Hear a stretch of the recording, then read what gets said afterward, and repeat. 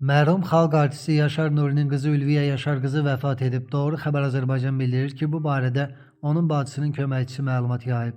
Qeyd olunub ki, o gecə saatlarında ürək çatışmazlığından dünyasını dəyişib. Qeyd edək ki, xalq artisti Yaşar Nuri 2012-ci il noyabrın 22-sində 61 yaşında vəfat edib. Yaşar Nuri'nin iki qızı var. Ülviyə onun böyük qızıdır. Digər qızı Ülker Yaşar qızı müğənniliklə məşğul olur. Ülviyə Yaşar qızının isə bir övladı var.